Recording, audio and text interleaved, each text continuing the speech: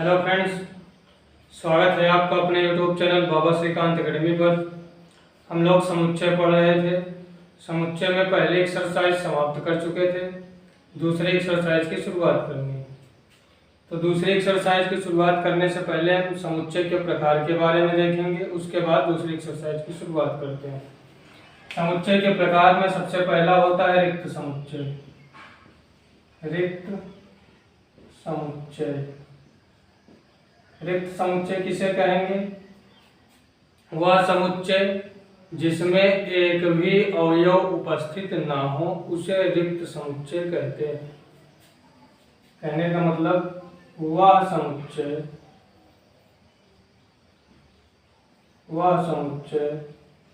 जिसमें एक भी अवयव उपस्थित ना हो उसे रिक्त समुच्चय कहते हैं। जैसे कोई समुच्चय हमारे पास ये, इसके अंदर कोई भी अवयव उपस्थित है, कुछ नहीं लिखा है, तो ये रिक्त समुच्चय, इसको फाई से भी प्रदर्शित करते हैं। यानी रिक्त समुच्चय वह समुच्चय जिसमें एक भी अवयव न उपस्थित हो उसे रिक्त समुच्चय कहते हैं। इसको मझले ब्रैकेट यानी खाली कोष्ठक या फाई से प्रदर्शित करते हैं। रिक्त समुच्चय एक यूनिक समुच्चय होता है, इसके जैसा और कोई भी समुच्चय नहीं हो सकता। दूसरा आता है, अब जैसे लिख दे करली ब्रैकेट के अंदर 0, क्या यह रिक्त समुच्चय है?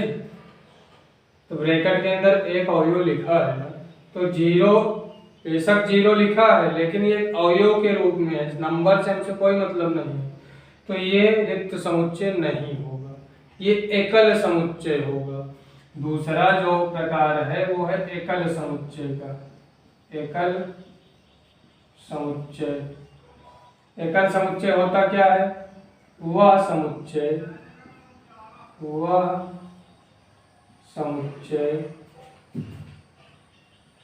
जिसमें केवल एक अवयव उपस्थित हो एकल समुच्चय कहलाता है। एकल समुच्चय कहलाता है।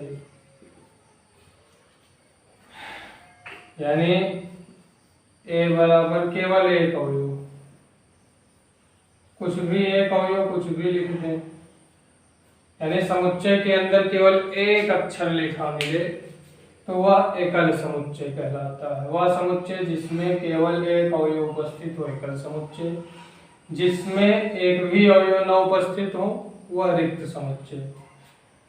इसके बाद आता है परिमित समुच्चय। परिमित समुच्चय, फाइनाइट सेट। अब परिमित समुच्चय क्या होता है? परिमित समुच्चय ऐसा समुच्चय जिसमें अवयवों की संख्या निश्चित हो ना, ऐसा समुच्चय जिसके विभिन्न अवयवों की संख्या निश्चित हो, ऐसा समुच्चय जिसमें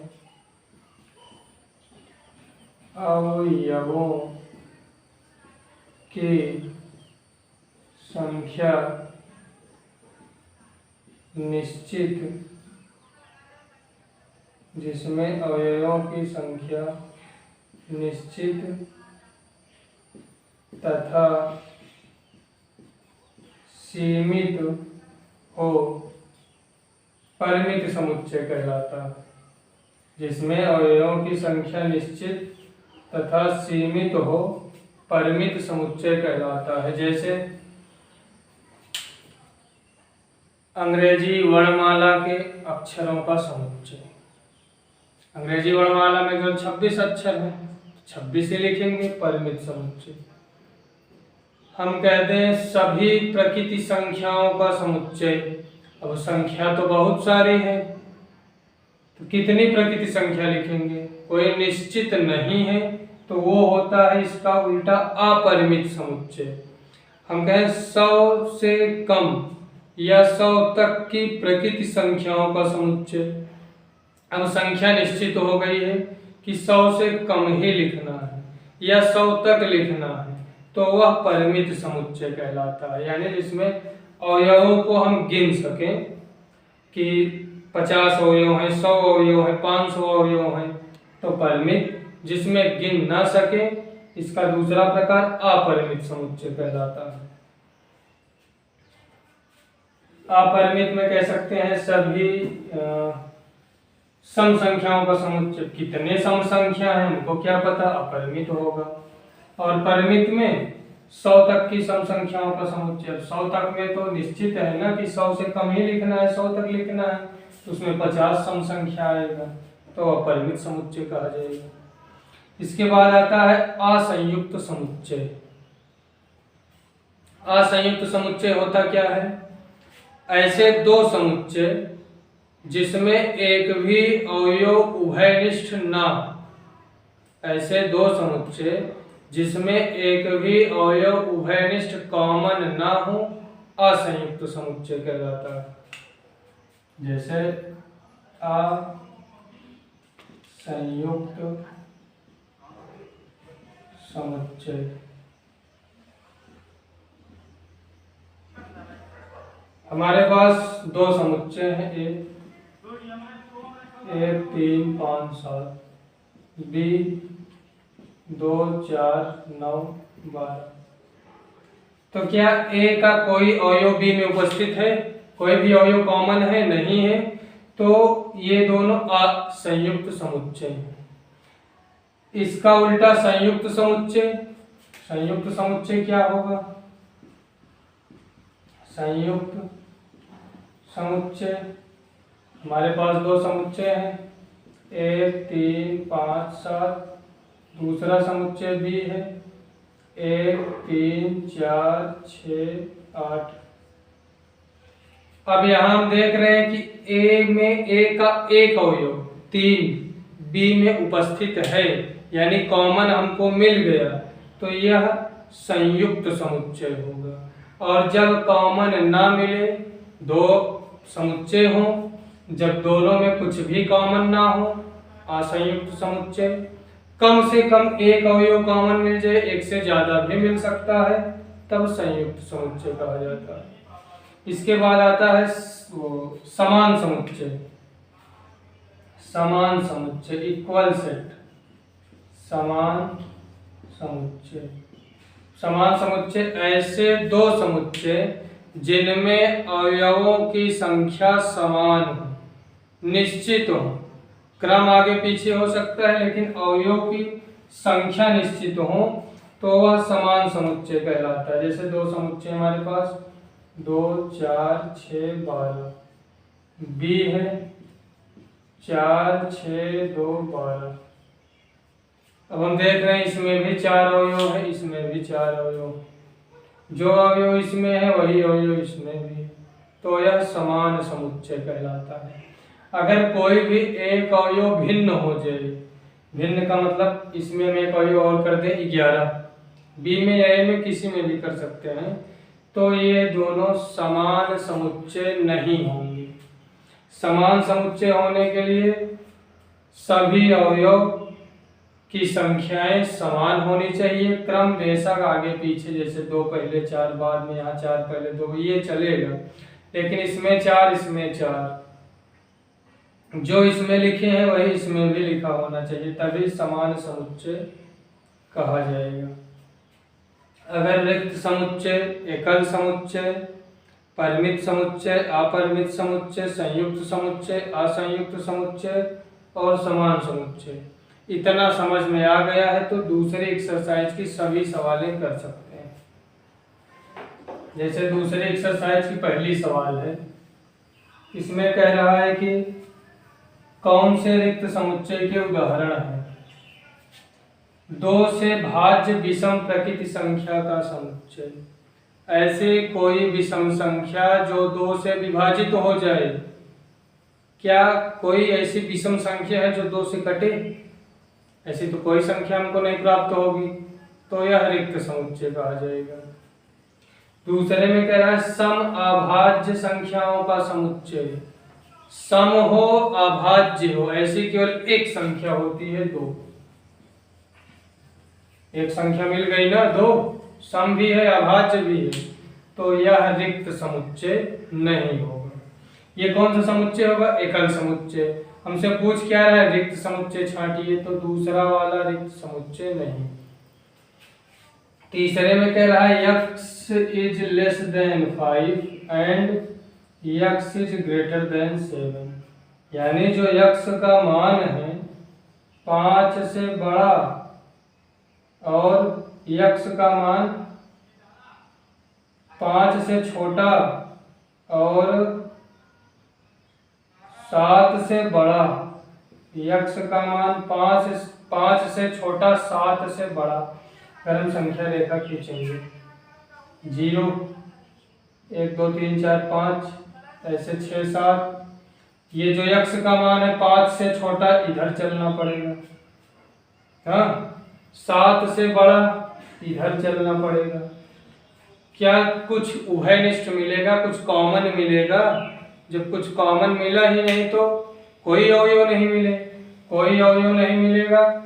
5 से छोटा और 7 से बड़ा में कोई भी अवयव हमको नहीं प्राप्त होगा कि 5 से छोटा भी हो और 7 से बड़ा भी हो।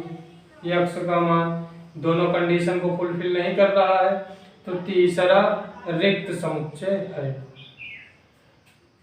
पहले की चौथी में कह रहा है 2 समांतर रेखाओं का उभयनिष्ठ बिंदु। ये 2 समांतर रेखाएं हैं। क्या कभी भी 2 समांतर रेखाएं मिल सकती हैं? इन दोनों समांतर रेखाओं को चाहे जितना बढ़ाएं कभी भी मिलेंगी नहीं, क्योंकि समांतर रेखाओं में रेखाओं के बीच की दूरी हमेशा बराबर होती है, और जब तक रेखाएं मिलेंगी नहीं बिंदु मिलेगा नहीं, और समांतर है तो मिलेंगी है नहीं, तो यह भी रिक्त समुच्चय होगा। क्योंकि हमको बिंदु ढूंढना है, बिंदु मिला नहीं तो समुच्चय के अंदर लिखेंगे क्या? कुछ नहीं लिखेंगे, तो चौथा भी रिक्त समुच्चय है।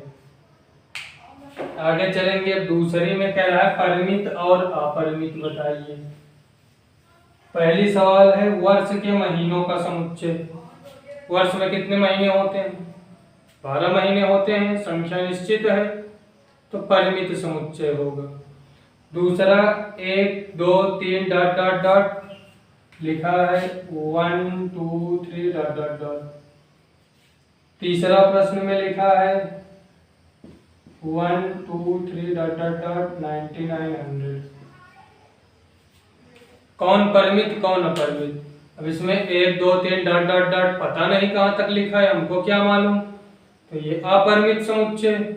इसमें 1 2 3 डॉट डॉट डॉट 99 100, ये तो मालूम है ना कहाँ तक लिखा है, सिर्फ 100 तक लिखा है, 100 से ज्यादा तो लिखा नहीं है, तो ये परिमित समुच्चय हो, क्योंकि इसकी संख्या निश्चित है, इसमें संख्या निश्चित नहीं है, तो ये अपरिमित और ये परिमित समुच्चय। आगे बढ़ेंगे। चौथे में कह रहा है 100 से बड़े धन पूर्णांकों का समुच्चय। अब 100 से बड़ा धन पूर्णांक 101 102 103 104 डॉट डॉट डॉट डॉट, क्योंकि इसके 100 से आगे जितनी संख्याएं होंगी सब धनात्मक होंगी और 100 से बड़ी होंगी, तो क्या इनकी संख्या हम निश्चित कर सकते हैं? तो निश्चित नहीं कर पाएंगे, तो यह अनिश्चित समुच्चय या अपरिमित समुच्चय कहा जाएगा। यानी 100 से बड़ी पूर्णांक, 100 से बड़े पूर्णांक बहुत सारे हैं, कोई सीमा नहीं है, तो अपरिमित समुच्चय। पांचवें में कह रहा है 99 से छोटे अभाज्य पूर्णांक का समुच्चय। 99 से छोटा अभाज्य, सबसे छोटा 2 3 5 डॉट डॉट डॉट। 99 से 97 तक जाएंगे, 97 कटेगा नहीं कटेगा, 97 अभाज्य संख्या, यानी संख्या निश्चित है ना कि 99 से आगे नहीं जाना है, निश्चित है तो परिमित समुच्चय। 5वां नंबर लास्ट वाला परिमित होगा, 99 से छोटा कह रहा है। अब आगे बढ़ेंगे तीसरी नंबर सवाल पर। तीसरी नंबर सवाल में यही बताना है कि कौन परिमित है और कौन अपरिमित। x अक्ष के समांतर रेखाओं का समुच्चय, x अक्ष y अक्ष, कह रहा है x अक्ष के समांतर बहुत सारी रेखाएं हम खींच सकते हैं। x अक्ष के समांतर खींचते रहें, कोई निश्चित संख्या तो है नहीं x अक्ष के समांतर। निश्चित कर सकते हैं कितनी रेखाएं होंगी, निश्चित नहीं कर सकते हैं। अपरिमित समुच्चय होगा, x अक्ष के समांतर रेखाओं का समुच्चय अपरिमित समुच्चय। कह रहा है अंग्रेजी वर्णमाला के अक्षरों का समुच्चय। अंग्रेजी वर्णमाला में 26 अक्षर होते हैं, निश्चित है तो परिमित समुच्चय। उन संख्याओं का समुच्चय जो 5 के गुणज हैं। 5 के गुणज 5, 10, 15, 20, 25 डॉट डॉट डॉट, बहुत सारी संख्याएं 5 की गुणज हैं। तो क्या हम निश्चित कर सकते हैं कितनी संख्याएं 5 की गुणज हैं? अनिश्चित है, निश्चित नहीं कर पाएंगे, तो ये भी अपरिमित समुच्चय है। कह रहा है पृथ्वी पर रहने वाले जानवरों का समुच्चय। पृथ्वी पर जितने जानवर उपस्थित हैं उनको हम इकट्ठा कर सकते हैं। जानवर को इकट्ठा करने से मतलब नहीं है, जानवरों के नाम को हम एक जगह लिख सकते हैं, यानी उनकी संख्या निश्चित है। एक रेड डेटा बुक आता है, उसमें कौन से जानवर विलुप्त हो रहे हैं, कौन से विलुप्त होने वाले हैं, कौन से ज्यादा है, उसमें सब संग्रह रहता है। यानी जब संख्या निश्चित है तभी तो सबका संग्रह है। निश्चित संख्या है तो यह भी परिमित समुच्चय होगा। अगले में कह रहा है मूल बिंदु 0,0 से होकर जाने वाले वृत्तों का समुच्चय। मूल बिंदु से होकर जाने वाले, ये मूल बिंदु होगा 0,0, इससे होकर बहुत सारे वृत्त जा सकते हैं। बहुत सारे वृत्त, ऐसे वृत्त को बड़ा करते जाए सब मूल बिंदु से होकर जाएंगे। क्या हम संख्या निश्चित कर सकते हैं कितने वृत्त मूल बिंदु से होकर जाएंगे? कोई निश्चित संख्या नहीं हो सकती है, तो यह भी अपरिमित समुच्चय कहा जाएगा। आगे बढ़ेंगे चौथी नंबर सवाल पे। इसमें कह रहा है निम्नलिखित में बतलाइए कि a बराबर b है अथवा नहीं। a बराबर b है अथवा नहीं। पहली सवाल है, a दिया है ABCD, ABCD, b दिया है DCBA, DCBA। अब यहाँ पर हम देख रहे हैं 4 अवयव, 4 अवयव, A B B C C D D। क्रम आगे पीछे से नहीं मतलब है, सभी अवयव समान है तो A बराबर B समान समुच्चय। दूसरे में 4, 8, 12, 16, A बराबर 4, 8, 12, 16, B बराबर 8, 4, 16, 18, 8, 4, 16, 18। अब यहाँ पर हम देख रहे हैं इसमें भी 4 अवयव, इसमें भी 4 अवयव, 4, 4, 8, 8, 16। एक अवयव इसमें ज़्यादा है 12, इसमें 12 नहीं है, इसमें 18, इसमें 18 नहीं है। जब नहीं है तो A not is equal to B, A B के बराबर नहीं होगा, समान समुच्चय नहीं। आगे देखेंगे तीसरी में A बराबर 2, 4, 6, 8, 10। तीसरी में A is equal to 2, 4, 6, 8, 10। B is equal to, B में कह रहा है यक्स सच दैट यक्स सम धन पूर्णांक 10 के बराबर या 10 से छोटा। सम भी लेना है, प्लस वाला भी लेना है, और 10 के बराबर और 10 से छोटा भी लेना है। सभी अवयव की संख्या समान है, अवयव भी समान है, तो A बराबर B समान समुच्चय है। तीसरी चौथी में कह रहा है कि 10 का गुणज, यक्स सच दैट यक्स 10 का गुणज, और B में दिया है 10, 15, 20, ए में हमको लिखना है 10 का गुणज, बी में दिया है 10, 15, 20। अगर हम देखें संख्या हो सकता है समान हो, ऐसे तो होगी नहीं, लेकिन अवयव असमान, 10 के बाद 20, इसमें 15 भी है, क्या समान होगा? नहीं होगा। तो A not is equal to B, यानी ए और बी समान नहीं। आगे बढ़ेंगे अब 5वें नंबर सवाल पर। 5वें नंबर सवाल में कह रहा है क्या निम्नलिखित समुच्चय युग्म समान है। इसमें भी यही बताना है कि समान है कि नहीं है, और समान है तो क्यों समान है। ए बराबर दिया है 2, 3, बी बराबर एक समीकरण दिया है x² + 5x + 6 = 0। अब यहाँ से हम x का मान निकाल के देखेंगे क्या 2, 3 आ रहा है। 2, 3 आएगा तो समान है, नहीं आएगा तो 6 को 2 भाग में तोड़े कि गुणा करने पर 6, जोड़ने पर 5 है, 3 दूना 6, 3 में 2 जोड़ेंगे। यहाँ पर x बराबर आएगा -3 -2, -3 -2। संख्या 2 2 बराबर है, लेकिन यहाँ 2 है, यहाँ -2 है, यहाँ 3 है, यहाँ -3 है, अलग अलग है। A not is equal to B, A B के समान नहीं। अगला देखेंगे फॉलो, एक शब्द लिखा है फॉलो। ए बराबर